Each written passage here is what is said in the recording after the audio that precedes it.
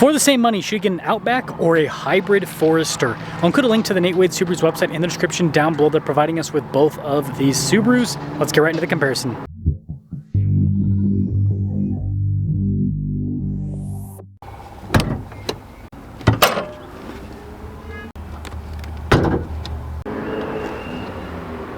Powering this is a hybrid 2.5 liter flat 4-cylinder. It produces 194 horsepower, fuel economy is 35 around town, 34 on the highway. Powering this is a naturally aspirated 2.5 liter flat 4-cylinder. It goes through a CVT. Fuel economy is 25 around town, 31 on the highway, with power outputs being 180 horsepower and 178 pound-feet of torque. So the power difference actually isn't as big as you might think. If you're able to, I'd really appreciate it if you would subscribe. Stylistically, the new Forester has that kind of what I call traditional crossover look where things are a little bit more rounded off, a little bit more angular. You do have fog lights here on the front end with this one. The new Outback, on the other hand, is a lot boxier. I mean, just look at the hood, for example, and look at the bottom of the bumper. It's all squared off. But yeah, split light design, fog lights. So feature-wise, they're identical. Tire and wheel setup is 225 by 55 by 18. You can see the fender flares there, pretty big and chunky. And here's a side profile of the Forester. I guess the back end kind of pops up a bit more in a boxy fashion. 225 by 60 by 18 is the tire and wheel setup with the Outback. The wheels are blacked out. Again, big chunky fender flares. Not only is the Outback longer, but now with this new design that's less station wagon-like, it's actually just as tall as the Forester. You can fold down the seats pretty flat here in the Forester, and it's got quite a bit of cargo space. It also has a cargo cover built in from the factory, so it is a very practical crossover. I like the tabs in the Outback to fold down the seats. Anyways, there is quite a bit more space. Seats also fold down flat, so yeah, it's a longer vehicle by several inches, and so you do see that extra space in the cargo area. Now I've got the front ends lined up pretty well, so you can see the Outback juts out quite a bit further compared to the Forester. I mean, that's a good like 5 or 6 inches maybe.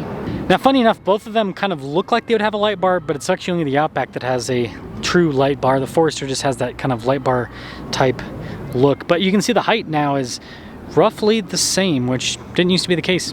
Legroom in the back of the Forester is good. Got a little storage pocket, some USB ports, vents. I do like these seats. They're perforated down the center portion. You got more nice trim on the door panel. This has the like, it's not a panoramic, but it's bigger than a normal sunroof. So it does create kind of a little dip back here for headroom. Legroom here in the back is pretty good. Got a little storage pocket. We've got some vents here in the rear. We also have heated seats, USB ports. And look at the seats again. A little bit different with the feel on the seats themselves. Perforated down the center. You have like cloth trim there on the door panel. And then again, it kind of comes down a little bit for the sunroof. And this one just has a regular sunroof. Blind spot monitoring with the mirrors. You've got more nice trim on the front door panel here with the Forester. Front seats perforated all down the center. Both seats are power adjustable, but only the driver has lumbar. And starting it up, this is gonna rock some of Subaru's older stuff. So the gauge cluster, obviously full digital. This is kind of a newer thing in the Subaru. Is really cool. It's customizable and it also just looks good, I think. And then the steering wheel, this is interesting. It's like soft texture all around. You do have adaptive cruise control with lane centering. This backup camera in reverse. You can see the X modes actually pop up top. But yeah, this is Subaru's previous infotainment system. It's still a good unit in my opinion. You've got analog controls for the temperature. The rest of the climate's at the bottom. It's always accessible. Heated seats with this. Some people complain about the response time of the screen, and I definitely do get that. It's not as quick as it could be, but I do like the integration into the dash here. Phone charging pad with some USB ports. You got the shifter, parking brakes, some cup holders, 12 volt, kind of like a Jeep-like center console where it's just very upright, not super like long. Nice trim there on the top, and there's more nice trim there on the dash.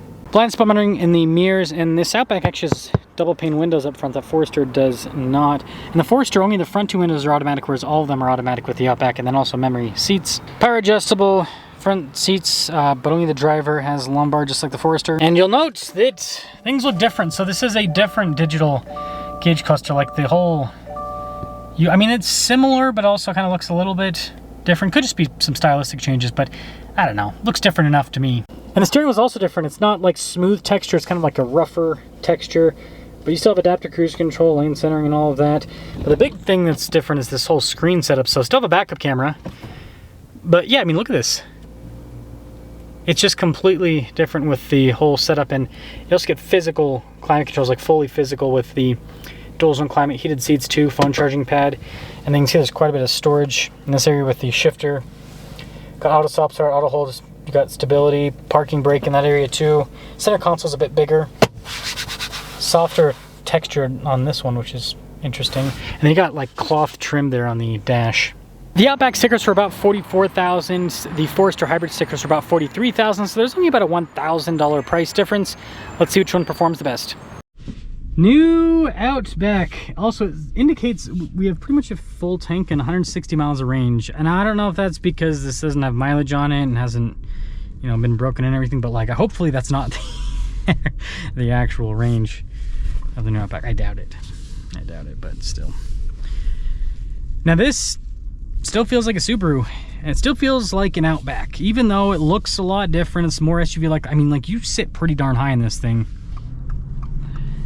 It still has that spacious, cozy feel that you associate with an Outback.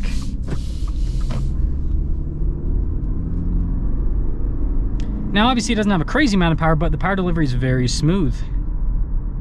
Very, very smooth. And the ride quality is fantastic. The acoustic glass helps out with noise from the outside. And this is the big appeal to Subaru and to the Outback. It's comfortable, spacious, and if you get the higher trims with the glass, double pane windows, it's quiet. And even the regular Outback's pretty insulated. It's one of those cars that you kind of forget about driving as you're going down the road because of how comfortable it is. I mean, even coming over this bump, just beautiful without handles it. Subaru does a really good job with their suspension. And a big part of their, you know, I think their goal with their suspension is, you know, they kind of think people are going to be taking some of these Subarus off-road or on dirt trails and everything. And they don't want the car to be shaking and shuddering and go all over the place. They want it to be stable, comfortable. And you can tell that's a big focus with the suspension compared to a lot of other unibody independent suspension vehicles. Continuing along in the Outback, again, it's not the most powerful thing on the planet, but man, is it smooth. And here, I'll get into it a bit. So yeah, I mean, that was like pretty deep into the throttle. It got up. And the thing though is, with the CVT and the flat 4-cylinder, you can rev this thing all the way to redline and it doesn't feel choppy. It doesn't, like, and because it doesn't have a crazy amount of power, it doesn't throw you back in your seat, so it's not jarring at all. The acceleration is like one of the smoothest that you'll experience on the planet, but it's also, again, just not quick. It's not quick. But I don't think Subaru people really care about that too much. And if you really want more power, right, you can get the turbo version, the XT. It's going to set you back a bit more money, but well, if you want more power, you got to spend a little bit more.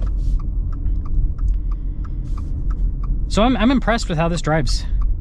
I think it'll take a little bit of time for the looks to grow on me. That's every single new car's like that. And some new cars never grow on me, you know, when it comes to the looks. Some new cars I'm like, yeah, that is just never gonna work.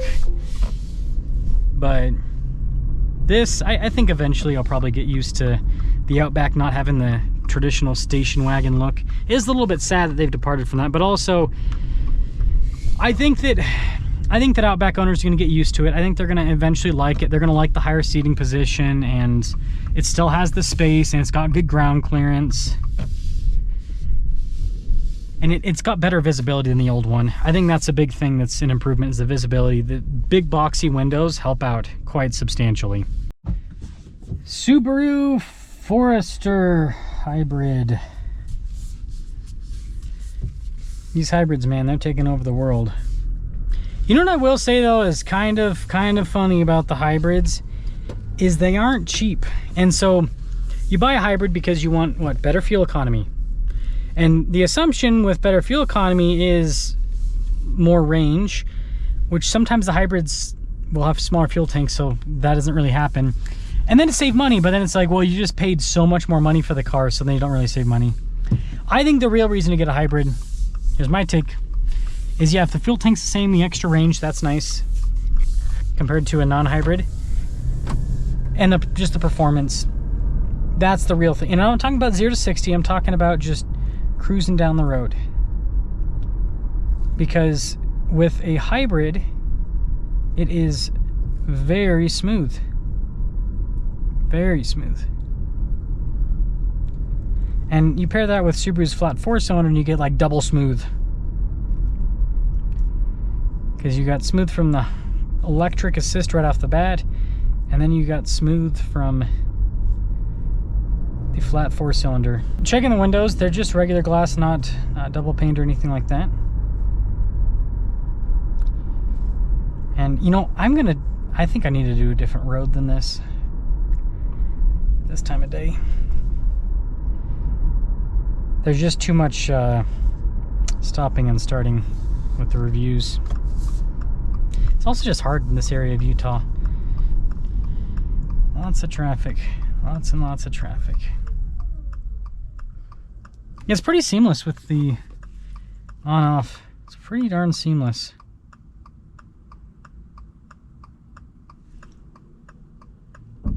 I think this interior is relatively quiet. Seems like it, at least.